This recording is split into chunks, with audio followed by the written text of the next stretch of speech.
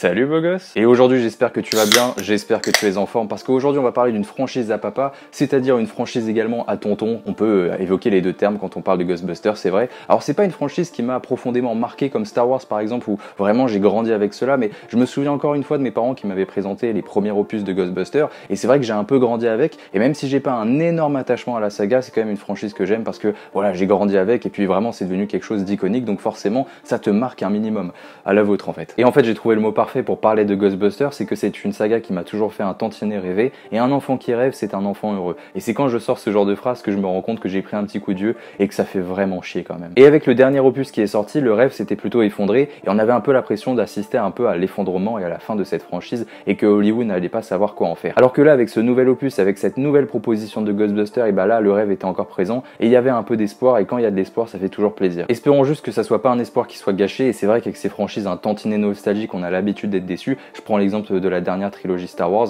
c'est vrai que c'était quand même décevant hein, là, dans la majeure partie des cas. Et bref, après cette magnifique balle perdue, il est temps de plonger dans la critique de SOS Fantôme l'héritage, moi je le prononce à la française. Alors est-ce que ce nouvel opus de Ghostbusters est une réussite, et surtout est-ce que c'est une bonne expérience cinématographique? Bref, il est temps de passer à la critique du jour, c'est parti. SOS Fantôme l'héritage nous propose de suivre une famille qui emménage dans un paysage rural suite à des problèmes personnels. Au même moment où ils découvrent ce nouvel environnement, notamment une maison léguée par un personnage que les fans connaissent si bien, ils vont découvrir des éléments qui vont remettre en cause leur vision du monde, telle une plongée dans le monde des chasseurs de fantômes. SOS Fantôme l'héritage est un film qui opte pour la nostalgie, c'est vraiment quelque chose qui dégouline à l'écran, qui dégouline à l'image, et notamment dans l'acte final, et je suis persuadé que pour les plus accros et pour ceux qui aiment le plus la saga, je suis persuadé qu'il y en a qui pourront verser une larme, et si c'est le cas, venez me voir en commentaire parce que ça va être marrant. Bon, peut-être pas verser une larme, j'abuse un peu, mais ce que je veux dire c'est que c'est vraiment pensé pour les accros de la saga, et ça je pense que c'est plutôt un bon point si t'es fan de la saga. Alors pour ceux qui sont un peu moins fans de la saga, c'est vrai qu'ils vont peut-être pas capter l'ensemble des références, mais on va voir que ça va plutôt avoir une réponse positive également.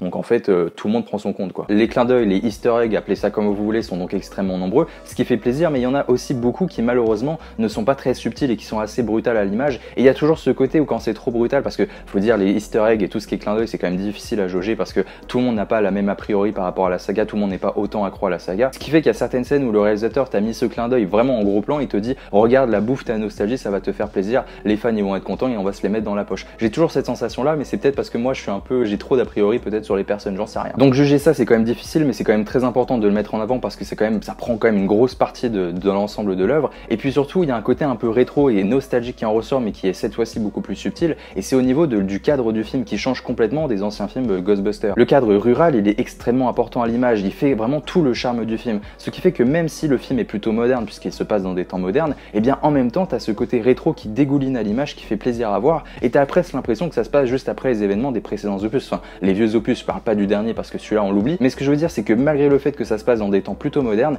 il y a un côté rétro qui ressort de la campagne, qui fait plaisir à voir et qui donne un certain cachet, un certain charisme à l'image, et c'est là où je vois qu'il y a une forme de nostalgie, en tout cas je l'ai ressenti comme ça par rapport à ce nouvel environnement, qui en plus de ça propose une nouveauté à l'écran qui fait quand même très plaisir à voir, et je trouve que ça s'adapte parfaitement à l'histoire. Et pourtant même si le film il s'adresse aux fans de la saga et aux fans de la première heure, il ne perd pas de temps non plus à s'adresser aux gens qui sont extérieurs à la saga et qui voudraient découvrir ce nouvel univers sans connaître ou sans avoir vu les films précédents. Et ça c'est un excellent point parce que le film est plutôt bien équilibré par rapport à cela, c'est pour ça que je lève mon verre parce que franchement faut saluer, on est bien loin de Star Wars 7 et hop c'est encore une balle perdue, mais franchement c'est quand même mérité hein. Promis, j'arrête avec cet exemple, je vous laisse tranquille avec ça. Tous les éléments sont en ordre pour proposer un divertissement moderne au rythme frénétique et à l'aventure parfois impulsive. L'objectif est de faire en sorte qu'il n'y ait aucun temps mort tout en proposant à de rares occasions des scènes qui se posent pour faire plaisir aux fans. Et ce rythme moderne on le retrouve également par l'exaltation des nouveautés que tente d'apporter ce nouvel opus, et évidemment ça commence avec les personnages qui sont quand même dans la majorité des cas plutôt bien adaptés et qui sont plutôt attachants, même si j'ai des petits soucis par rapport aux enfants parce que franchement il y a aussi les clichés qui sont ambulants et qui vont avec, mais encore une fois ça c'est plutôt une vision qui est purement personnelle. Après est-ce que vous aimez tous les gosses au cinéma, je suis pas sûr, mais on retrouve un peu ce cliché là et parfois ce gosse un peu plus énervant que attachant, mais en résumé il reste quand même de braves gosses et ça tombe pas dans le cliché ambulant non plus trop vulgaire. Des nouveautés qui passent également par la réalisation et qui profitent du cadre un peu plus luxurieux, un peu plus proche de la nature, et encore une fois cette exaltation du rural qui ressort du film, ce qui permet d'avoir des plans nouveaux qu'on n'a jamais vus auparavant dans la saga, et ça encore une fois ça apporte de la nouveauté, de la fraîcheur,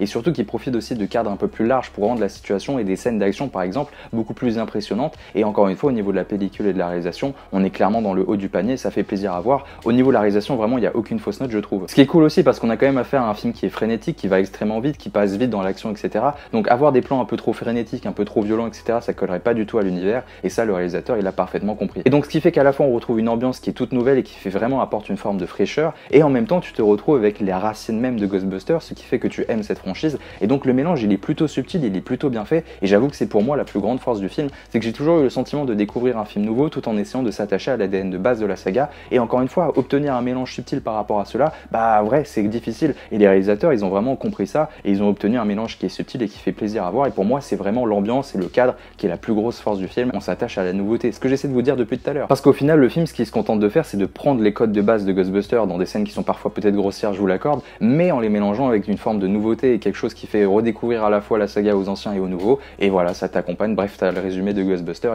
et donc je trouve le mélange plutôt intelligent. Vous l'aurez compris, ce nouvel opus réussit pas mal de choses et incarne un divertissement solide qui cherche à exalter les fans. L'aventure se suit plutôt bien et se déroule sans trop de problèmes, quelques séquences d'émotions sont présentes, ce qui donne un caractère plus mature à l'œuvre qui fait plaisir à voir. Mais attention, même si je suis extrêmement positif, je pense sincèrement qu'il va vous falloir de l'indulgence, et c'est ici qu'on va rentrer dans le côté un petit peu plus négatif de la balance. Mais bon, il faut bien les gars. Cela commence avec l'histoire que je trouve vraiment trop basique et pas assez complexe, et c'est quand même l'un des principaux points d'intérêt d'un film, c'est l'histoire, de savoir comment un film se débute et comment il va se conclure. Comment il se débute, comment il débute et comment il va se conclure. Excusez-moi pour ces fautes-là dégueulasses. Ce que je veux dire par là, c'est qu'on a déjà eu des films avec Ghostbusters qui avaient des histoires qui n'étaient pas forcément complexes, mais qui profitaient à fond du concept et qui arrivaient à faire quelque chose d'un tantinet original. Là, le film et l'originalité du film ne ressort pas au niveau de l'histoire, et il ne profite pas justement des nouveautés que peuvent apporter la formule de Ghostbusters, parce qu'avec la formule de Ghostbusters, tu peux quand même aller très loin dans l'innovation et vraiment apporter des nouveautés qui sont enrichissantes. Là, le film au niveau de l'histoire, il ne cherche absolument pas ça. Il cherche vraiment à poser les fondements, à poser les bases et proposer vraiment la construction d'un univers nouveau, et peut-être qu'on ira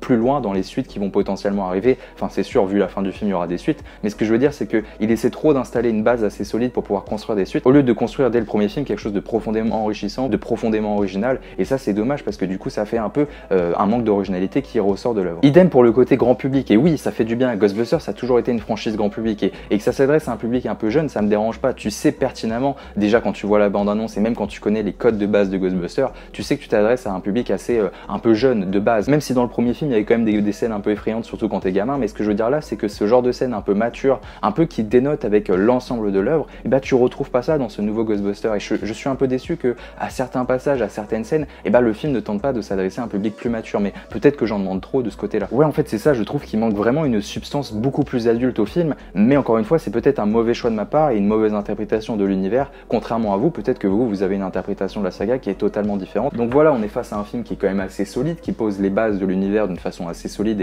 et d'une façon même parfois très originale, mais qui manque encore une fois plus d'explosion, plus de surprise, un côté un peu plus mature. Ce sont mes seules critiques que j'ai à faire au film, et je pense que sinon pour les autres vous avez quand même passé un bon moment. Pour les publics plutôt jeunes, je pense vraiment qu'ils vont s'éclater et que c'est vraiment une bonne proposition pour eux, et donc à voir aussi comment ça marche pour les publics un peu plus matures et ceux qui sont plus habitués à la saga. Après les gars, on est devenus des vieux cons aussi, donc c'est à nous d'être indulgents par rapport à ces nouvelles œuvres et de s'adapter à cette tendance également. Mais voilà, j'ai des petits défauts, mais encore une fois c'est pas si grave que ça quand tu y réfléchis. Et bien écoutez, j'espère que cette critique vous a plu, n'hésitez pas à vous abonner, à liker, à commenter, tu connais un peu tout le discours de propagande de la saga YouTube, mais c'est quand même très important ce discours de propagande parce que ça montre votre soutien. Le plus important ça reste quand même de commenter, ce que j'aime débattre avec vous dans les commentaires et d'avoir votre opinion, surtout sur ce genre de franchise qui est un peu inédite, on n'a pas l'habitude de parler de Ghostbusters sur cette chaîne, donc vraiment il y a un caractère innovant par rapport à ça. Bref, on se retrouve bientôt, prenez soin de vous, à la prochaine, mouah, ciao, bonne les gars.